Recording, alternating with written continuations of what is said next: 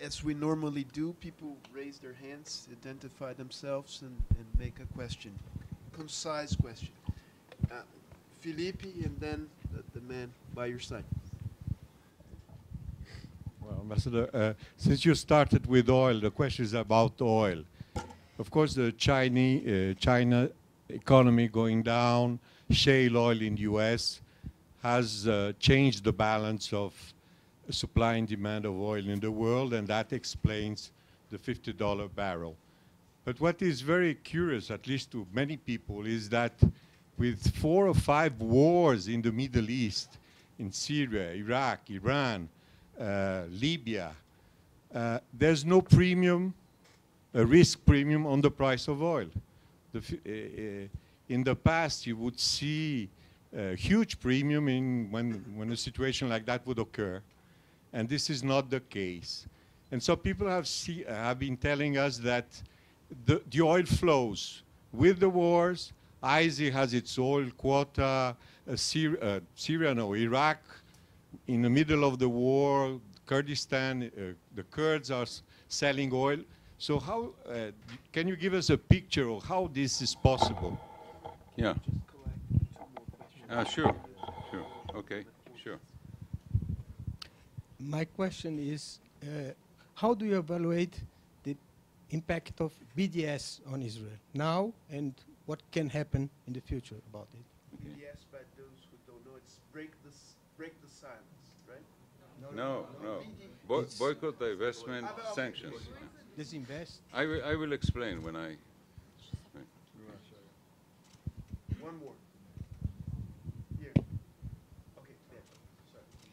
Ambassador, here. Depois, next round, the Patricia, last one in this round, and then the word comes back here. Okay, thank you.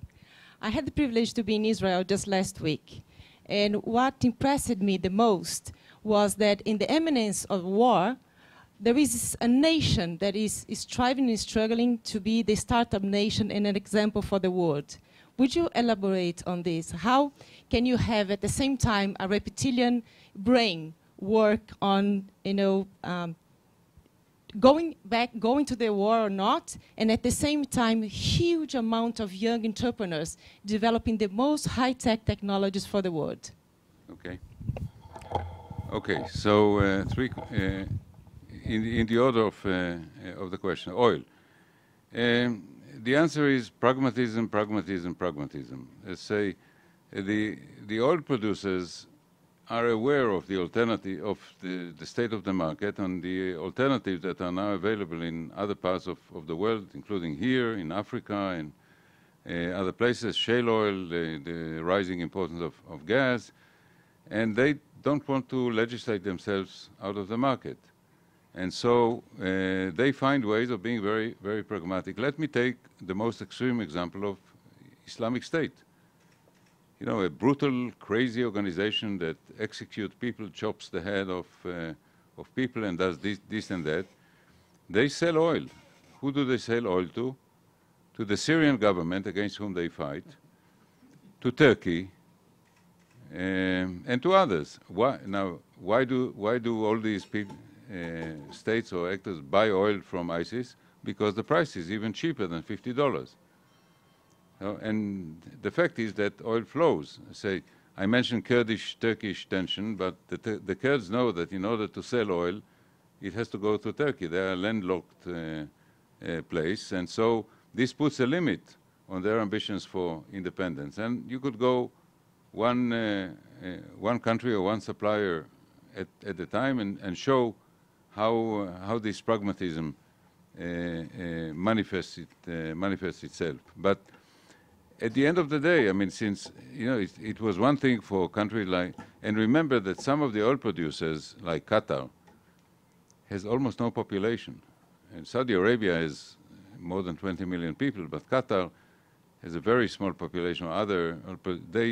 It can be a welfare state at a very cheap price, and then there is all this extra money to buy Barcelona Football Club and Qatar Airways and Qatar Foundation and so on.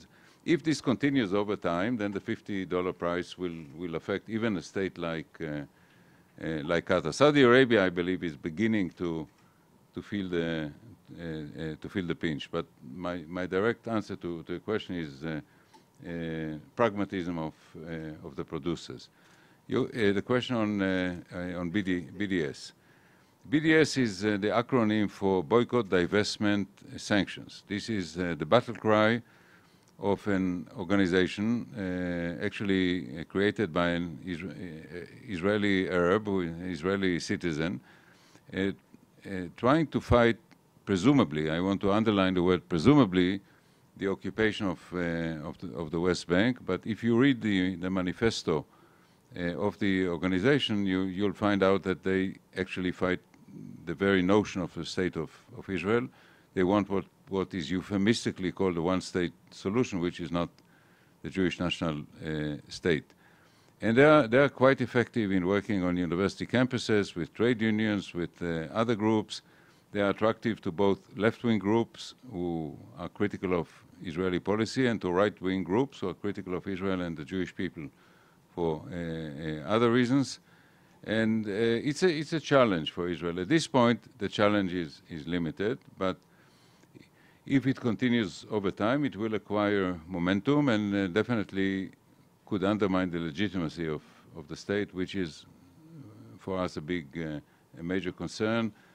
And to me, you can fight the BDS in a variety of political and legal ways, but the best way to do it is to move towards a political solution, which then pulls the rug from under the movement. Your question? No, sorry. Yeah, your question. Sure. Sorry. Yeah, startup. There are two different questions. What turned Israel into what we call startup nation, and how does startup nation coexist with tension, conflict, and so forth? So, there are I guess every people, every nation, every country has its characteristics, and Israelis are not very disciplined, they're not very orderly, but they're very creative and innovative. So the whole culture of startups or high tech. I think the best book I read on Silicon Valley by Michael Lewis is called The New Thing. He said that what was new yesterday is no longer new today. You need the new thing. This is absolutely suitable for the Israeli mentality that is impatient, always wants to move on. Secondly, science in the universities has been the foundation of much of this. And then military service. To make the IDF what it is, you need very strong technological units in intelligence, in communication, the computer service of the army.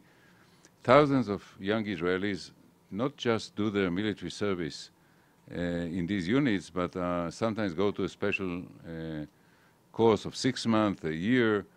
There is a crash course, a program called Talpiot at the Hebrew University, where for 2 years, very bright high school students are recruited.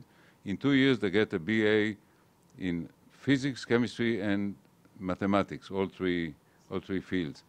So the IDF has been very good about building this core, and these young, fresh minds spend 3 years, sometimes more than 3 years, in working on telephones, computers, speaking on the telephone, listening to the telephone, and so forth and so forth. And then when they come out of the service, not everyone, but many of them, they have one good idea, and which then is turned into could become a startup. It's a little more complicated when you come to the biomedical field or to the agricultural field, but still, it's the ethos that is very suitable. Now, how do you settle this with almost permanent state of tension? The answer is that the high-tech culture is not necessarily bound to a place. You can put it in a suitcase and move on. At the height of the Second Intifada, when buses were exploding in Tel Aviv with suicide bombers. People from investment funds or people who had to deal with Israeli high-tech did not want to come to Israel, and then the Israelis would meet them halfway in Europe or would go all the way to Silicon Valley. But Israelis have learned to live this bifurcated life, that you can live in a state of tension and you may be called for 60 days of reserve service, but you continue your life and work. So the tension is there, but so far one of our success stories is the ability to reconcile the two. Okay, so now we are ready for a second round. Okay, let's start there with Madalena, and then we move to the center. It's a short question. What's the actual impact of opposition on a two-state solution? I'm sorry. What is the impact of the Opposition? to two-state solution? Yes. Okay. Now we have someone here. Hi.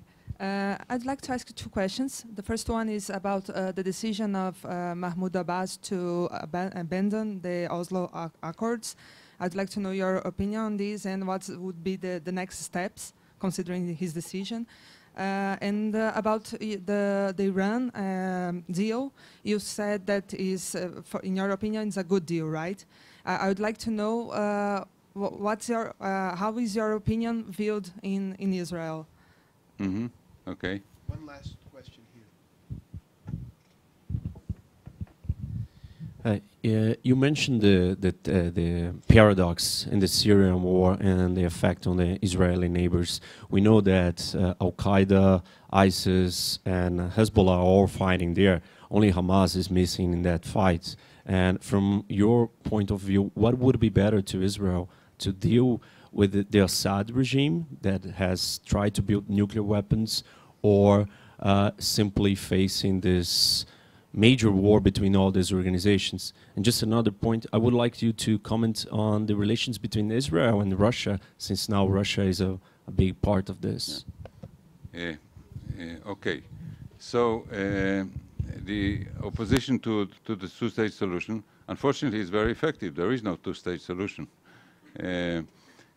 We now, Israel, since the last election, has a pure right-wing government. So nominally, the policy of the prime minister is a two-state solution, and he repeated it yesterday in the meeting with President, or earlier today, with President Obama. But this is not really the policy of the current government, or at least of several components. This is a government that rests on a very narrow basis of 61 votes of 120, and I would say at least half of the coalition is composed of parties that oppose it. I think that you see among the Palestinians a mood defiant that says, okay, let's not have a two-state solution. Let's wait it out, and therefore, the challenge to the idea is becoming more severe. And just on the eve of Netanyahu's visit to the White House, a senior source in the White House just said that one of the questions that the president is going to ask the prime minister is there still a realistic prospect for a two-state solution? So the idea that this is an endangered species is gaining currency. This is related to your own question about. Actually, Mahmoud Abbas has not abandoned the Oslo Accords. He's threatened to do it. That at some point we'll just give you the keys and you come back and manage the whole of the West Bank. He's also threatened several times to withdraw. He's also a man in his early 80s, beginning to think that it may be too much. But despite all the criticism of and shortcomings of the Oslo Accords, there is no better alternative. I said the mutual recognition is still there.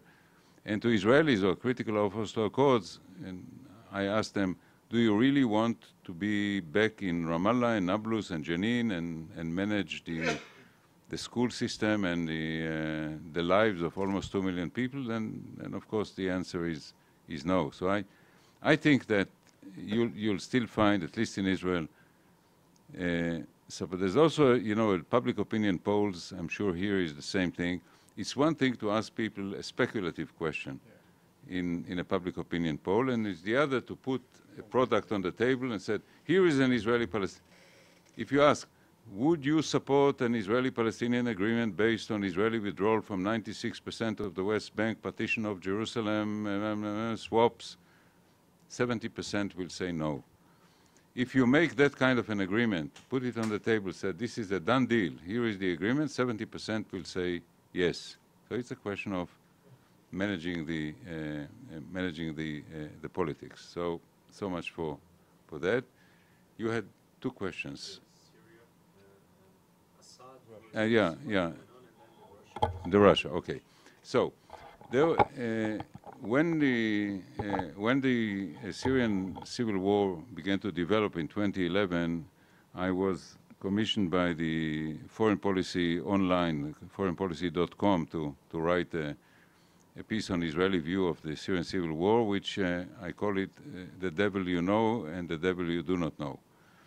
Actually, it's not an original term that I coined. It was coined by Prime Minister Ariel Sharon when he came to see George W. Bush in the White House in 2005.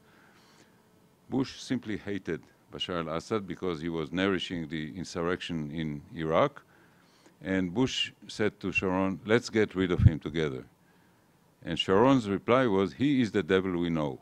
In other words, he's the devil, but we know him. And the alternative, implicitly, is the Muslim Brotherhood. So, said, and in a way, this dilemma has confronted Israel since. Now, in my view, it is in Israel's interest that he go, because there is an axis, Tehran, Damascus, Hezbollah in Lebanon, and now possibly Russia that has joined the fray. I think that this axis is more dangerous to Israel than the prospect of an Islamist takeover. Now about Russia and Israel. It's a very interesting relationship. Of course, we had a very hostile relationship with the Soviet Union. This changed after the collapse of the Soviet Union. A very important fact is the migration to Israel of more than 1 million Jews from the former Soviet Union.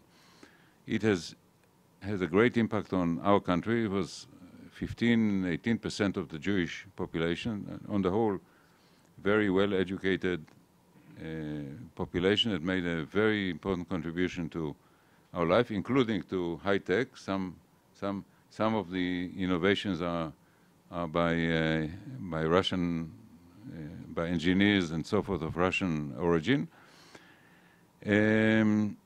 But the way Putin, remember, Putin is a KGB officer who used to be stationed in Germany and looks at the world through the binoculars of a KGB officer. The three large Jewish communities in Germany, in the United States, and in Israel are Russian assets that need to be cultivated. And the Russian immigration in Israel likes to keep the culture, the language, their television stations. So it added an interesting dimension to the relationship. Now, when it comes to serious Russian interest in business, you know, Putin does what Putin wants to do. But he tries to be pragmatic, and the most pragmatic manifestation is what is happening in Syria now. Okay, this Russian Air Force is in Syria. What we do not want to see are Russian planes and Israeli planes colliding.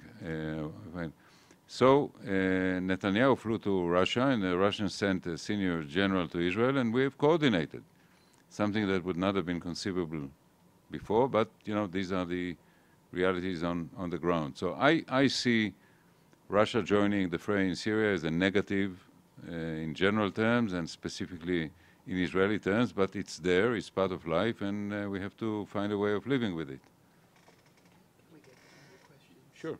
Okay. I think we still have time for two more questions. Three questions. Okay. Two here. Who's lying one?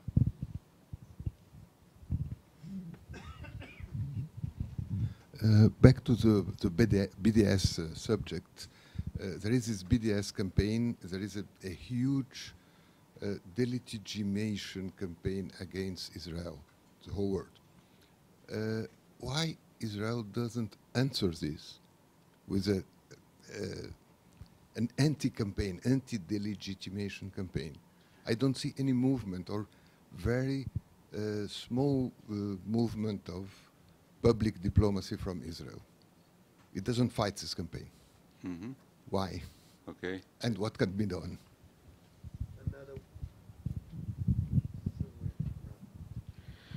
During your presentation, you talked that due to the whole dynamic and turmoil that we are dealing in the Arab world, concerning Israel and the Palestinians, you said that the best thing to do is to, manage the situation and take care of some poisons. Can you be more specific what you mean by poisons? Yeah. Okay. We are done. Okay. So for the first question, yeah, Israel could do more. It doesn't do enough. You know, Patricia was the name, I believe. Yeah, spoke about Israel as a startup nation, but we are not Madison Avenue nation. We're not good at that. Madison Avenue has lots of Jewish people, but they all stayed in Madison Avenue. And Israeli PR has been a problem for many years, including right now. So I'm not going to go into a detailed analysis of what should be done and could be done. I agree that we must and can do more by way of fighting the BDS movement. For the second question, I said I dislike the term, since there is no immediate resolution around the corner, let's just manage the conflict, because this is actually a code word for perpetuating the status quo. What I meant by taking the poison is let me give one example. Israel left Gaza. Ariel Sharon was the prime minister. He took Israel out of Gaza, destroyed all the Israeli settlements in Gaza. But if you ask people around the world what is happening, they say Israel is still occupying Gaza, or Israel is besieging Gaza. It doesn't have to be the case. You know, Gaza also has a border with Egypt. It doesn't always have to do everything through Israel. Yes, there is a naval siege, because otherwise Iran would send more rockets into Gaza. But there can be a way of making it much easier. For instance, say there is no blockade. Every ship that wants to go to Gaza can come. It can stop in Cyprus or in Israeli port, be inspected, and then go and dock in Gaza. There are ways of saying, okay, there's no more a siege. This will take a lot of poison out of people want to come out. Why does Israel have to deal with the question of Palestinian students who want to go out of Gaza to study that we encounter all the time? There are ways of in the West Bank. 60% of the West Bank are what we call Area C, that is controlled by Israel. There's much that Israel can do in Area C in order to give the Palestinian Authority much more space and much more freedom of action, and so forth and so forth. So these don't have to be empty gestures.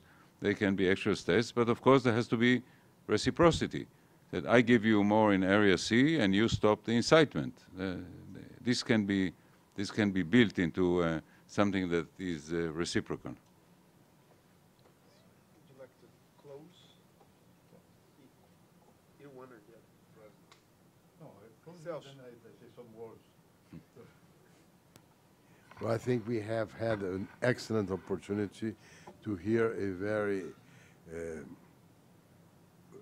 well thought out evaluation of the situation and of the changes. We all have benefited from the wisdom of Professor Itamar's talk and responses to the many questions. I'd like just to say some words by saying that we are grateful to you, because it's extremely difficult for us Brazilians to understand the intricacies of the situation in the Middle East. And you have done in a very superb way. It was very clear, very objective, This is very extremely difficult to be objective in such delicate matters, and we Brazilians we have to learn a little bit more.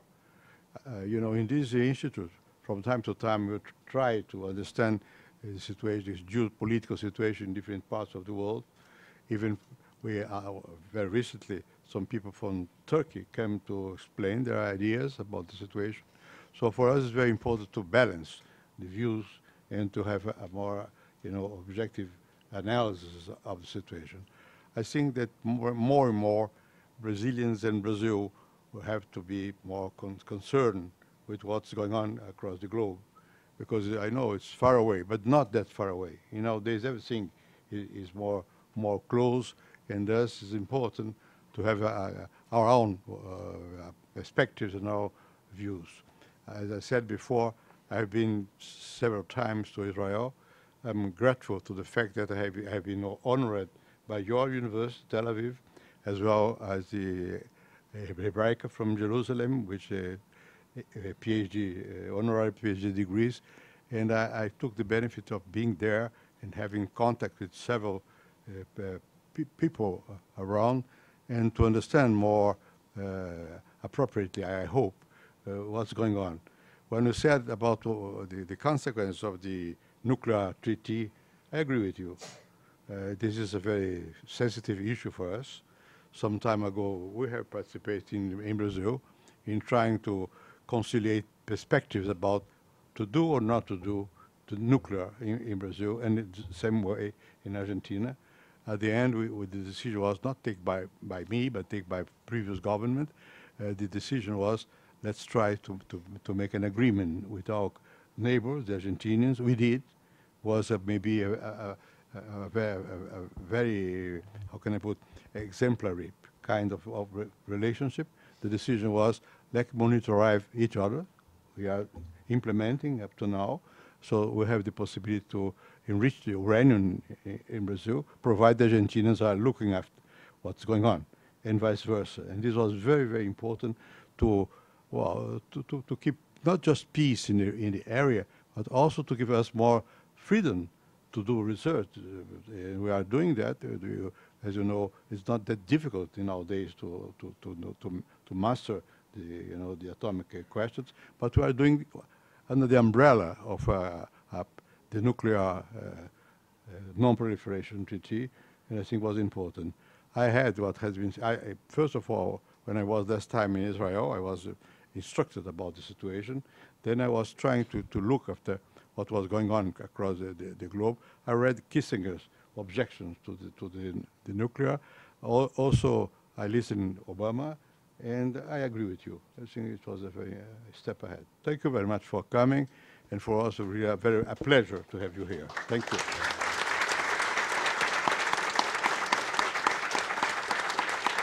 Pleasure.